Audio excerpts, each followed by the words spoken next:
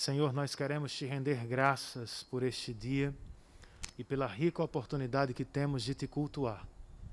Obrigado a Deus por este nosso novo espaço, por tua boa mão sobre nós e porque nós podemos estar aqui juntos. Tem sido tão difícil cultuar de casa, não ter a oportunidade de fazê-lo publicamente com os nossos irmãos, mas aprove a ti nos conceder este privilégio nesta noite. E por isso nós te rendemos graças, pedimos a tua assistência em tudo o que vamos fazer. Cantar, ouvir tua palavra, repartir orações e conhecer este local que será a nossa casa pelos próximos anos. Abençoa-nos, ajuda-nos em nome de Jesus. Amém. Vamos cantar ao Senhor, irmãos.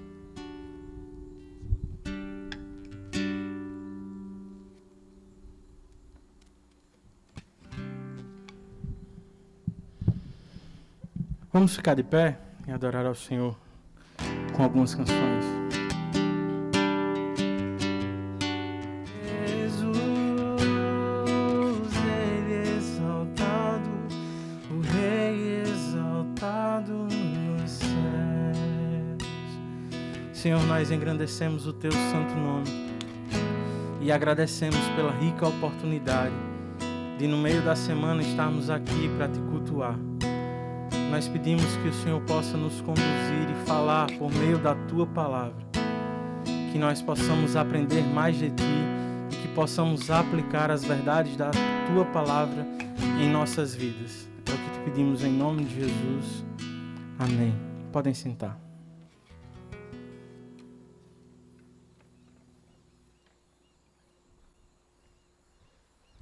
Irmãos queridos, nós vamos ouvir agora um breve estudo que vai ser ministrado pelo nosso irmão Anderson, que terá o privilégio, a honra, vai entrar para a história como o primeiro pregador da IPBE no novo local. Então, por favor, meu irmão, abra aí o seu computador, você precisa dele, né? E eu estava me lembrando aqui, Zé Vitor está aí, não?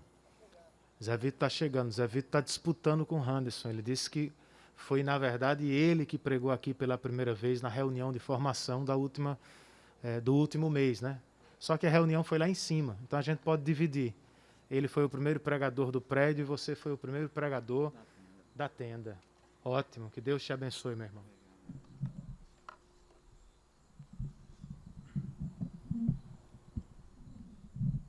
Muito alto para você aqui. Tá bom? Tá bom. Olá, meus irmãos, a graça e a paz do nosso Senhor e Salvador Jesus Cristo. Que honra, né, poder estarmos aqui no meio da semana, cultuando ao Senhor, encontrando nele um refrigério, um descanso. E eu gosto de falar, de estar presente, melhor dizendo, no culto de oração. Porque é um culto onde aqui nós encontramos irmãos comuns, e esses irmãos oram pelos pedidos uns dos outros e estudam um texto da Bíblia Sagrada. É um privilégio muito grande estar aqui hoje, reverendo André, os oficiais da igreja, inaugurando a tenda, ou melhor, a Igreja Presbiteriana Baus Estados, em um novo local. Irmãos, nós estamos estudando o livro de Martinho Lutero, estudando o livro de R.C. Sproul, ao qual o título é O que significa teologia reformada? O que é teologia reformada? Na semana passada, nós estudamos sobre que a teologia reformada é uma teologia que se caracteriza pela palavra de Deus, por ser o próprio Deus, o autor e consumador, usando homens a partir da sua palavra. Teologia reformada também, ela, no que tange respeito ao próprio Deus, ela ensina e transmite quem Deus é. E hoje nós vamos compreender que teologia reformada está baseado somente no comprometimento somente com a fé em Cristo. E para falar sobre esse tema, é importante relembrarmos de algo. Por exemplo, quem Lutero era? Um homem de Deus. Alguém que amava muito o Senhor. E aí, ele se deparou com uma realidade marcante em sua vida. Naquela trajetória, antes mesmo da sua conversão. Lutero era um homem que, diante do Senhor, o buscava verdadeiramente, pelos estudos, a saber quem Deus é. Só que, no século XVI, a igreja passava pelo movimento, a Igreja Católica Romana passava pelo movimento difícil, ao qual muitas pessoas e muitas heresias eram apresentadas ou introduzidas na igreja. E um desses homens era o emissário do Papa, chamado John Tetzel. Ele entrava na missa, que estava sendo celebrada. Licença, irmão, deixa eu tomar um gole d'água.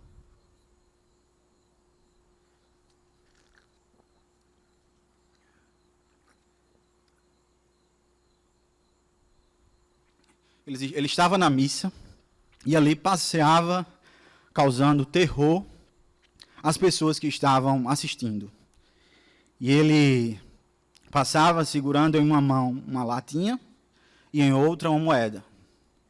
E aí a moeda ele colocava e dizia o seguinte: a cada dinheiro que você colocar nessa caixinha, há uma alminha dos seus parentes que será salvo. Em uma dessas peregrinações, quem estava lá era Martinho Lutero. Estava ouvindo tudo isso que esse homem estava dizendo. E eu acho interessante que um teólogo chamado Andrea Kostenberg diz que Lutero se viu na situação daquelas pessoas que estavam na missa e não tinham como contribuir. Aquilo indignou a sua vida. E aí ele foi em busca de estudar, ele, por ser um monge, alguém estudioso, que amava a palavra de Deus, foi em busca de estudar e de uma santa indignação, descobriu, a partir de uma análise de uma leitura bíblica mais apurada, o versículo de Paulo aos Romanos, onde diz: o justo viverá pela fé, e não pelas moedinhas que serão colocadas naquela caixa. Mas sabemos que a justificação é pela fé. De fato, ela é realmente pela fé. E uma pergunta que se torna importante para analisarmos a justificação pela fé é: por que a justificação é pela fé? Primeira resposta que eu encontrei a partir dessa pergunta é porque ela é um ato forense de Deus, que só pode ser feito pela fé. Há advogados aqui presentes. E o que significa esse conceito forense?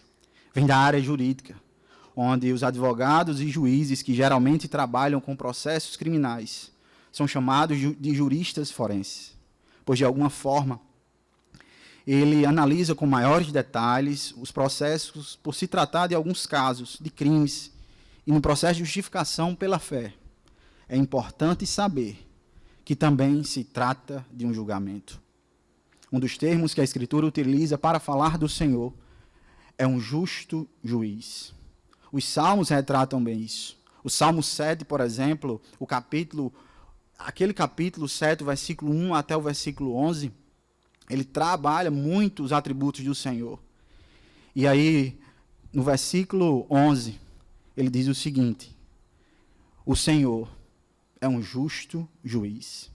E um dos atributos de um juiz, ou uns deveres de um juiz, é examinar as petições, as provas, o júri. E aí, há registrado na Escritura que o Senhor, como justo juiz, analisa bem. Abram comigo o Salmo 130, versículo 3.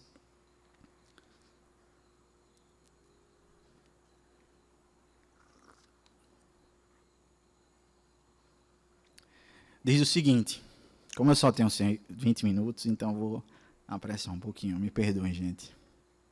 Senhor, se mantivesse um registro de nossos pecados, quem, ó Deus, quem, ó Senhor, sobreviveria?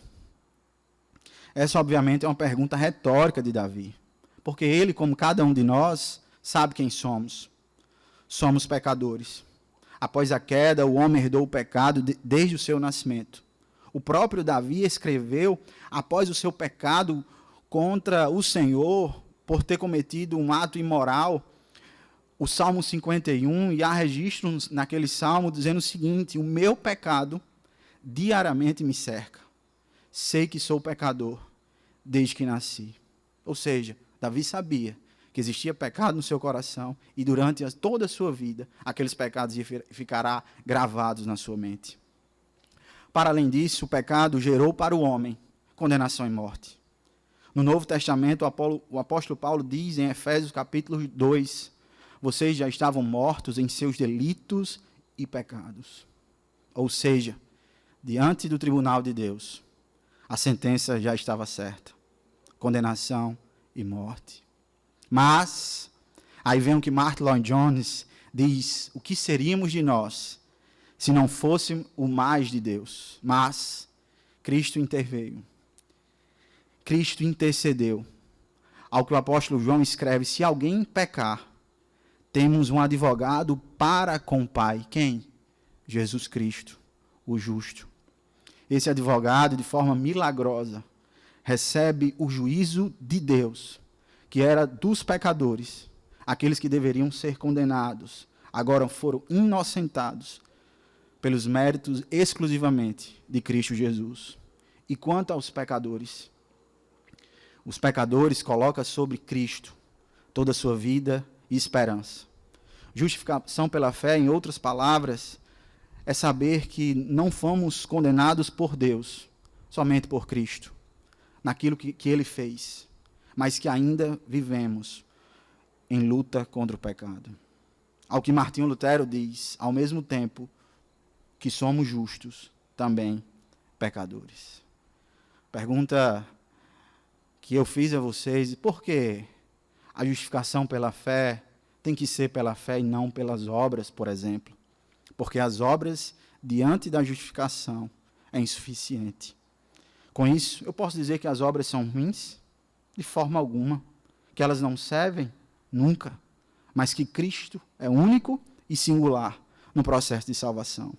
Ao longo do Novo Testamento, alguém que passou por inúmeras dificuldades quanto a ensinar as pessoas a suficiência de Cristo foi o apóstolo Paulo. Inúmeros falsos mestres adentraram na igreja, distorcendo aquilo que o próprio Paulo estava ensinando.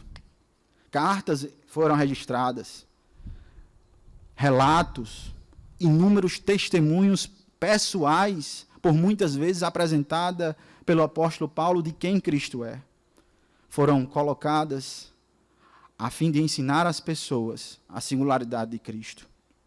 Cartas, por exemplo, aos Gálatas, quando os falsos mestres entram na igreja anunciando e pregando uma falsa mensagem, um falso evangelho.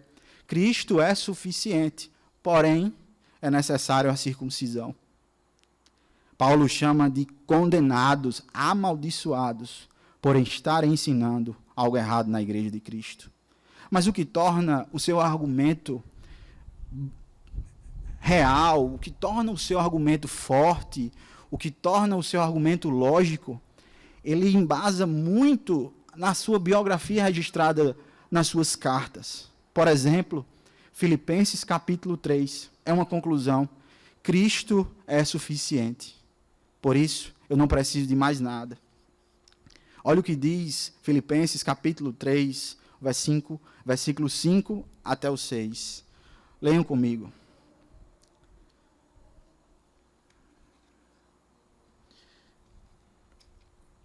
Fui circuncidado com 8 dias de vida. Sou israelita de nascimento, da tribo de Benjamim. Um verdadeiro hebreu. Era membro dos fariseus, extremamente obediente à lei judaica. Era tão zeloso que perseguia a igreja. E quanto à justiça, cumpria a lei com rigor. Paulo, em outras palavras, a fim de defender a igreja, nesse texto existe um contraponto. Há falsos mestres, há acusadores que diz, Paulo, as minhas obras, o que eu faço diante de Deus, eu sou um judeu, raiz, isso me basta, isso é suficiente. E aí Paulo escreve esse texto. Coloca ali uma autobiografia. E dois pontos aqui que me chamam a atenção acerca da autobiografia de Paulo.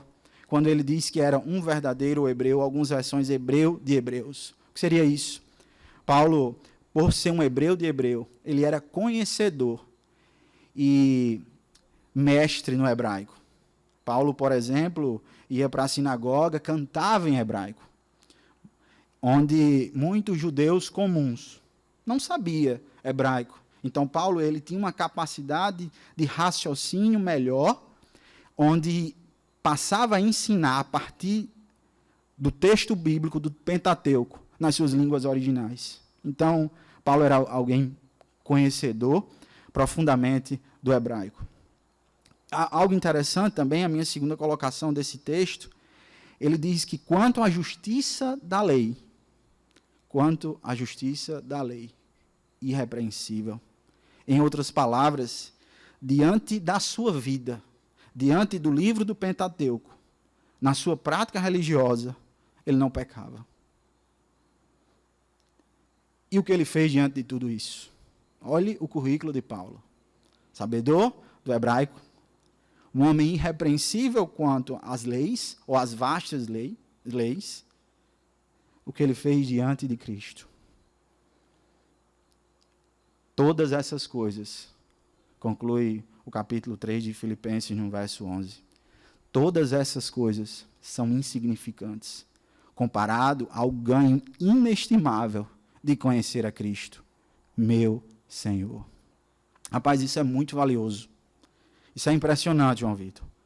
Porque a lei agora não é mais o Senhor de Paulo. A postura dele quanto à vida não é mais o Senhor de Paulo. Cristo era o seu Senhor. Ele entrou no coração de Paulo e transformou a sua vida. E aí, qual o resultado de tudo isso na vida de Paulo? Todos vocês sabem. Ou melhor, eu espero que todos saibam. Paulo foi um dos maiores, foi o maior plantador de igreja. Paulo foi o maior apóstolo. Paulo foi alguém comprometido com Cristo. Paulo foi alguém que sofreu pela causa do Evangelho, por causa de Cristo. Esse homem amava verdadeiramente ao Senhor. Mas e quanto a nós? Quanto à nossa vida? É um assunto bem amplo, onde requeria muito tempo, muitas horas, mas a título de aplicação, quanto às nossas vidas? Qual seria o impacto da justificação pela fé em nós? Uma vez que Cristo nos salvou e nos justificou, podemos descansar, irmãos, em quem Ele é. E aí onde mora, muitas vezes, nossos dilemas. Descansar em quem Deus é e no que Ele fez é algo difícil. Por exemplo, lembremos de quem nós éramos antes do Senhor nos alcançar. Agostinho diz que vivíamos em busca de amores. Observem se não é verdade. Em nosso coração existiam ídolos. E esses ídolos eram alimentados na medida que a nossa vida, antes de se encontrar com o Senhor, ou antes do Senhor nos encontrar, era necessário e importante esses ídolos se alimentarem. E aí esses ídolos iriam nos cobrar. Ídolos, por exemplo, do sexo, da vaidade, da bebida. Esses ídolos nos cobravam e nos colocavam contra a parede. Alguém, por exemplo, que é alcoólatra, ele só vai conseguir aparentemente descansar ou alimentar seu ídolo quando bebe. Mas, lembremos do mais do Senhor. Mas o Senhor nos alcançou, nos deu vida. Esses ídolos agora devem ser substituídos. E lutamos por muito tempo, Rebeca, para substituí-los. E às vezes perdemos essa batalha. Perdemos porque não descansamos, irmãos, completamente em quem Cristo é. Misturamos no que Ele fez com o que fazemos. Em quem somos com quem Ele é. E corremos um risco de não nos acharmos suficientemente aceitos diante de Deus, ou de nos acharmos suficientemente diante de Deus. Entendam, em outras palavras, há cristãos comuns aqui, cristãos que não servem. E aí, na carreira cristã, na vida cristã, na busca por santidade, às vezes mais caímos, quebramos a cara, que nós desistimos do Senhor, entre aspas. E aí, dizemos não dá. Outro perigo, outro risco é, por exemplo, acerca da liderança ou de líderes, de se achar superior ou melhor do que cristãos comuns. Há um problema sério quanto a isso. Há um risco de eu e você, como cristãos, não encontrarmos em Deus suficiência. E o que temos? E o que temos? Temos o Evangelho. E o Evangelho diz: cristãos comuns, líderes, venham até mim. Quem? Todos nós. Nós que estamos cansados. Está cansado como eu? Que no domingo e na segunda cantamos até com os pássaros, depois de vir ao culto. E aí durante a semana a nossa fé ou a nossa busca pela santidade já vai decaindo, até que no domingo nossas forças são recarregadas. Está cansado como eu? Está cansado como eu? Vá até Ele. Melhor, vamos até Ele. E quanto ao pecado que habita em nosso coração? Está cansado de lutar contra ele e por muitas vezes, como eu, perder? Vamos até Ele. Vamos juntos até Ele. É isso que o Senhor nos diz. Venham a mim. Venham a mim. Nós iremos. Por fim, uma vez que Cristo nos salvou, somos um com Ele. Se lembram que eu falei acerca do julgamento diante de Deus? Se vocês se lembram, eu falei acerca de um réu. Falei que o juiz estava com uma sentença em sua mão. E ali, o réu éramos nós. Ou os réus éramos nós. Era eu e você que deveríamos estar sentados na cadeira. E o Senhor está escrito, condenados. Nenhuma delação premiada, nenhum foro privilegiado, nenhuma bela oratória de advogado algum substitui isso. A nossa condenação já era certa. Mas, aí vem o Senhor Jesus. Sem culpa, sem dolo, e por amor a nós, senta em nossa cadeira.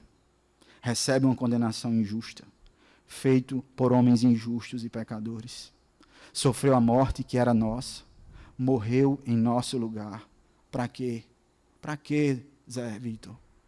Para que eu e você pudéssemos adorá-lo para sempre e dizer: Senhor, nada é mais importante do que a sua presença em minha vida.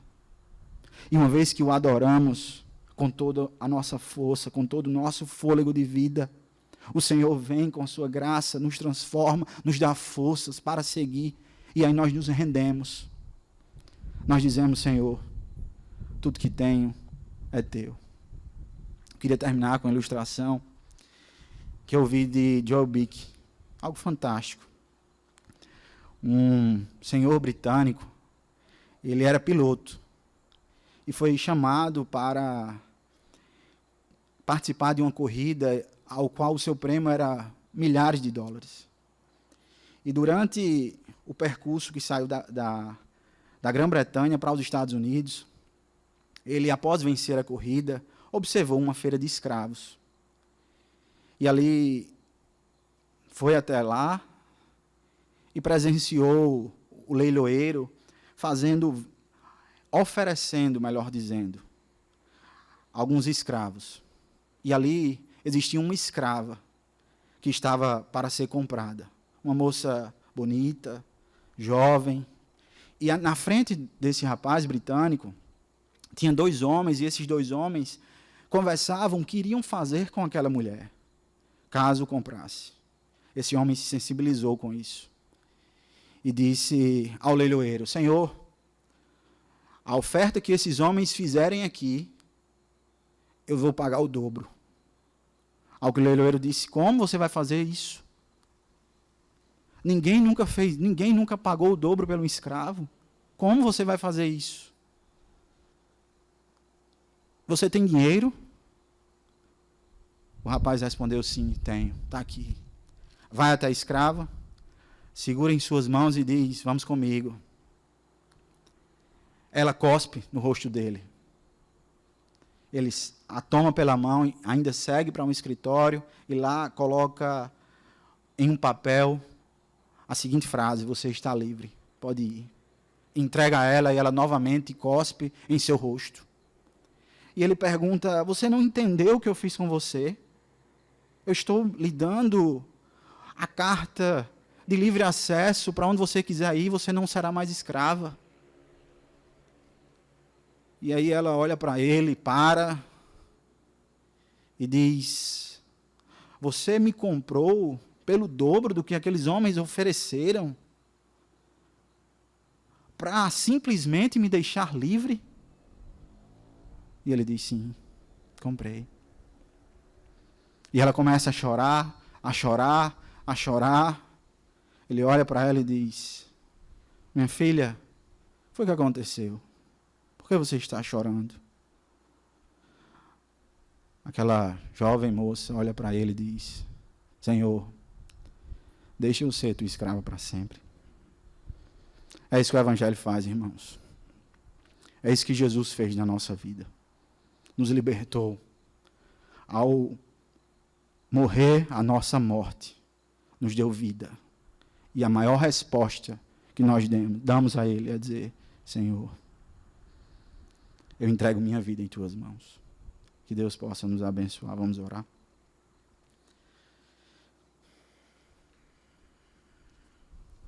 Pai Santo, de tua imensa graça e bondade, o que nós teríamos de bom, Senhor, para te oferecer?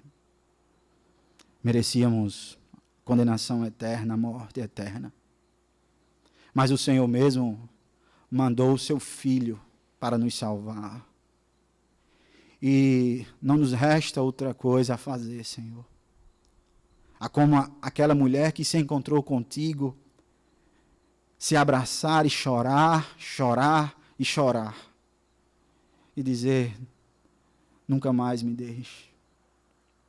Meu Deus, é isso que nós queremos, Senhor, nesse novo local. Eu, como um irmão em Cristo, quero, Senhor, te servir aqui por tudo que Tu és em minha vida.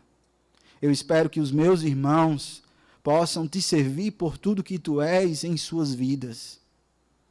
E que juntos, Senhor, possamos te servir para glorificar o Teu nome em resposta do que Tu fizeste por nós.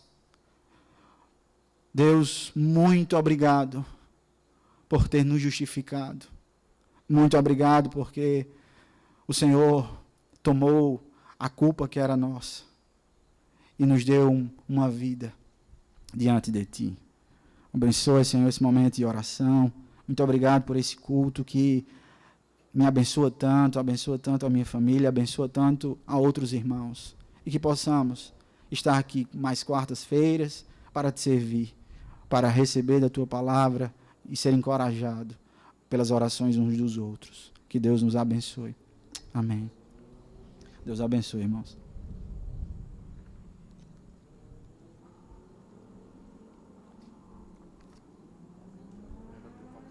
Tua Bíblia. Obrigado. Desculpa.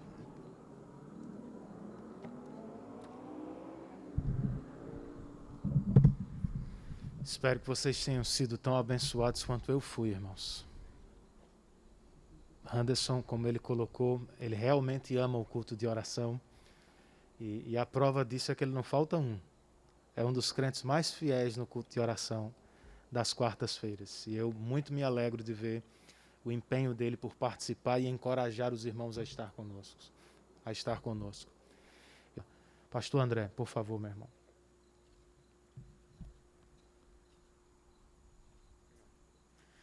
Irmãos, coloquemos-nos de pé. Vamos orar a Deus agradecendo por esse momento que tivemos na presença dEle. Pai de amor e de imensa bondade, nós queremos te agradecer pelo culto que prestamos a Ti, Pai. Muito obrigado por essa oportunidade de podermos aprender um pouco da Tua palavra, entender a Tua palavra, aplicá-la em nossas vidas, como também, Senhor, expressar a nossa gratidão por tudo que o Senhor tem feito por nós, pelas Tuas bênçãos, pelas Tuas misericórdias, pelo Teu cuidado, Senhor. Muito obrigado. E louvar a Ti, ó Deus, por sabermos que servimos a um Deus que nos ouve e que nos atende de acordo com a vontade do Senhor, que é a boa, perfeita e agradável, Senhor. Muito obrigado, Senhor, por este novo local onde estamos. Graças Te damos por tudo. Nos conduza em paz, ó Deus, para os nossos lares, em segurança, e abençoe, ó Deus, o restante desta semana. Oramos assim, Senhor, gratos, no nome do Teu Filho Jesus Cristo. Amém. Deus nos abençoe, meus irmãos.